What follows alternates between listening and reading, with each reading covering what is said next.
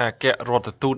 ចក្រភពអង់គ្លេសប្រចាំកម្ពុជាចូលជួបសម្ដែងការគួរសមនិងពិភាក្សាការងារជាមួយថ្នាក់ដឹកនាំខេត្តបន្ទាយមានជ័យឯកឧត្តមអ៊ុំរាត្រីអភិបាលនៃគណៈអភិបាលខេត្តបន្ទាយមានជ័យឯកឧត្តមផ្លៃវ៉ារីប្រធានក្រុមប្រឹក្សាខេត្តបានទទួលបដិសណ្ឋារកិច្ចឯកឧត្តមម៉ូមីនិកវីលៀមឯកអគ្គរដ្ឋទូតចក្រភពអង់គ្លេសប្រចាំប្រទេសព្រះរាជាណាចក្រកម្ពុជានៅក្នុងជំនួបសម្ដែងការគួរសមនិងពិភាក្សាការងារជាមួយថ្នាក់ដឹកនាំខេត្តបន្ទាយមានជ័យនៅសាលប្រជុំខសាលាខេត្តបន្ទាយមានជ័យនារសៀលថ្ងៃទី11ខែកុម្ភៈនេះនាឱកាសនោះឯកឧត្តមអ៊ុំរាត្រីអភិបាលខេត្តបន្ទាយមានជ័យក៏បានជម្រាបជូនឯកឧត្តមដូមីនិកវីលៀមអំពីស្ថានភាពភូមិសាស្ត្ររបស់ខេត្តបន្ទាយមានជ័យតាមខ្សែបន្ទាត់ព្រំដែនរវាងកម្ពុជាថៃអំពីមហិច្ឆតាលោភលន់ឥតអៀនខ្មាស់របស់រដ្ឋាភិបាលកងទ័ពនិងប្រជាជនជ្រុលនិយមមួយចំនួនរបស់ប្រទេសថៃបានបង្កឲ្យមានអរិភាពបង្កើតព្រឹត្តិការណ៍និងឈានដល់ការធ្វើសង្គ្រាមឈ្លានពានទាំងកំរោលពីសំណាក់ភាគីថៃមកលើដែនអធិបតេយ្យស្របច្បាប់របស់ព្រះរាជាណាចក្រកម្ពុជាបានធ្វើឲ្យមានការបាត់បង់អាយុជីវិតនិងរងរបួសជនស៊ីវិលស្លូតត្រង់បំផ្លាញលំនៅឋានប្រជាពលរដ្ឋខូចខាតហេដ្ឋារចនាសម្ព័ន្ធសាធារណៈរួមមានផ្លូវធ្វើដំណើរប្រព័ន្ធអគ្គិសនីប្រព័ន្ធទឹកសាលារៀនមន្ទីរពេទ្យមណ្ឌលសុខភាពទីតាំងអាជីវកម្មនិងទីអារាមសាសនានិងផ្ទៃដីលំនៅឋានដីកសិកម្មជាដើមលក្ខណៈក្រោយមានបទឈប់បាញ់កាលពីថ្ងៃទី27ធ្នូ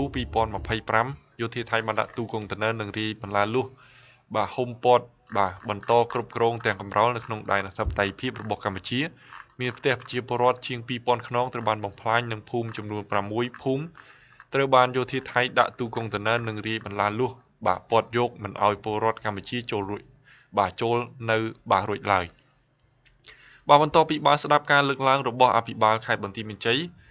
ឯកឧត្តមដូមីនិកវីលៀមឯកអគ្គរដ្ឋទូតចក្រភពអង់គ្លេសប្រចាំព្រះរាជាណាចក្រកម្ពុជាក៏បានបង្ហាញក្តីព្រួយបារម្ភចំពោះការផ្ទុះអាវុធនៅតាមព្រំដែននាពេលកន្លងមកដែលបានធ្វើប៉ះពាល់ដល់អាយុជីវិត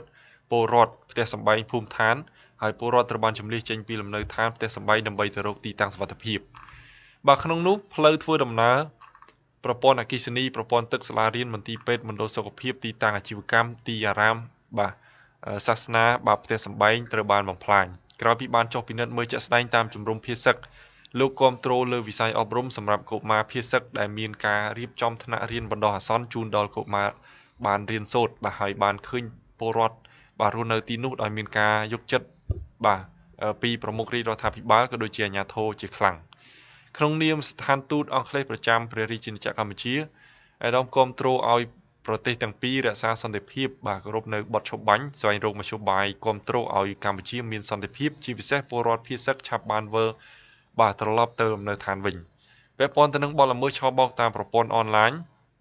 ឯកអគ្គរដ្ឋទូតអង់គ្លេសក៏មានការចាប់អារម្មណ៍និងសង្កេតឃើញថាក្នុងប្រទេសថៃមានទីតាំងឆបោកអនឡាញជាច្រើនកន្លែងហើយកម្ពុជាក៏ជាប្រទេសរងគ្រោះដោយបទល្មើសឆបោកតាមប្រព័ន្ធអនឡាញនិង